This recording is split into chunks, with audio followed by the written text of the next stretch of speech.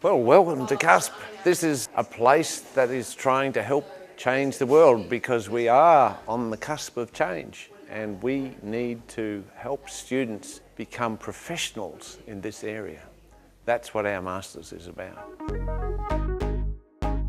When I finished university, basically I'd done environmental science as an undergraduate and I was kind of floundering as to what to do. A lot of my mates went up north to the mines and we'd always had this huge passion for the environment, but I felt like everyone had sort of flaked out on that role, and I was considering working for a consultancy at the time, and someone said, pop your head in down at CUSP, and literally within sort of 10 minutes I'd met more sort of passionate and inspirational people than I'd seen in the past year, and I sort of knew I wanted to study there. And I guess since hanging around with those people and just being in part of something that's got a real tangible sense of that people are trying to change the world, I guess it kind of instills a bit of confidence in you. You really feel that you can achieve something. It's just nice to finally meet people and realize there is actually a community where you're not the odd one, where you're one of many, a part of a group that as a collective wants to make a difference. So in that sense it was like coming home for me, meeting people who are on the same page and have the same passion. This is a different way to see the problem. And in France, we approach the subject in a more scientific approach. And here this is more global, and for example, when we learn about leadership, I was told to make a creativity project, and it was very strange for me because I didn't expect that. I thought that leadership was something very formal with rules and stuff like that, and not creativity. So this is how it changed for me. We think that leadership is not only a theoretical concept that you need to read the literature on it and understand it and hear from other leaders, but is also an inward journey that requires us to become much more creative. Solutions in sustainability are not just rational, they are deeper. The best lectures I've ever had, by far. I literally don't leave many lectures without sort of my brain churning away on the ideas I've just heard, and they're so passionate about what they're talking about, just really ooze enthusiasm for the topic. And they're so diverse. We have lectures from deliberative democracy all the way through to sort of climate change scenarios and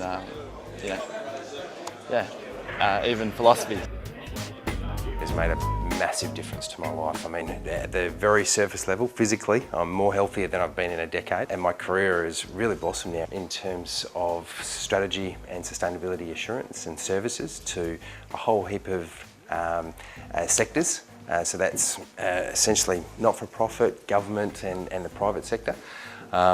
And it's just I finally feel like I know what I want to do when I grow up. And again, I come back, the studies give you the credibility, the studies give you the confidence, and I'll pinch the saying of a very wise man who just recently mentioned it to me again, but it does make you braver. One of the big things, you can do all the science, you can do all the studies you like, but you do come back to being about people and being about the things that we love and the things that we connect with and interact with, and ultimately that has probably been the greatest thing from their master's studies, because it actually gives you some innate purpose, some connection with why we're here. I think it's fantastic that CUSP is based in Fremantle. Fremantle, when I was growing up here, was very populated and it was very bustling, very busy. Some parts of Fremantle are like that now, and some parts definitely aren't. The fact that the City of Fremantle, the Mayor himself, is really interested in sustainability and interested in making the city work on a whole lot of levels. And the fact that CUSP is here and we have this development of Fremantle happening around us, it's just such an opportunity. Doing the course has helped me appreciate why some cities work and why some cities don't. I had an intuitive sense of that from my work in the arts, in theatre and doing events and cultural planning, but this has given me a much more theoretical framework to understand all of that. And that's kind of impacted on all my work previously, all my cultural work previously, and also given me a kind of a new direction to go in. And I also see how important it is for me to really be mindful of that. All the little things and the big things I can do in my home to live more sustainably. The strengths of this course are that we have lecturers who are embedded in the work, who are passionate about the work and who work globally. You know, they work in cities and regions all over the world, in Europe, in the USA, in Asia, so in Canada, across Australia. You just get this wealth of knowledge and wealth of experience. I've loved every single unit that I've done so far. And what you get in the classes is a real mix of students. You get a mix of ages, people from different countries, people from really different professions, backgrounds, and that makes for very interesting discussions in the seminars and in the classes that we do, and after lectures. It just is it's like you have a whole community here. It's impossible to overstate the urgency of taking action in relation to climate change and sustainability. Sustainability is about finding synergies and positive interactions between the social, the cultural, the economic and the ecological facets of our world. We look at sustainable urban design and sustainable cities. We look at leadership in sustainability and how to become a good leader in your field.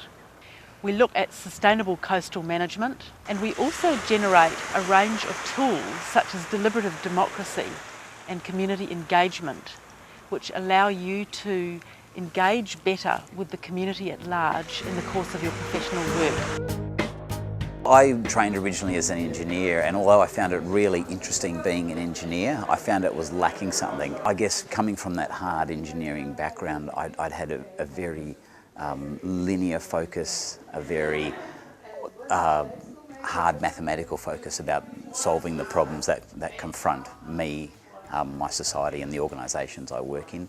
But the Masters and sustainability in general, I guess, has broadened that and given me, I think, a whole bunch of tools that make me much more effective as a person and in organisations. The really great thing about the Masters was I got exposed to a whole bunch of world-leading experts in the field of sustainability. And because I got exposed to those people, I realised that there was a desire within me to go deeper, to go to that next level of study, the next level of learning and contribution to sustainability. And for me, that was the opportunity for a PhD.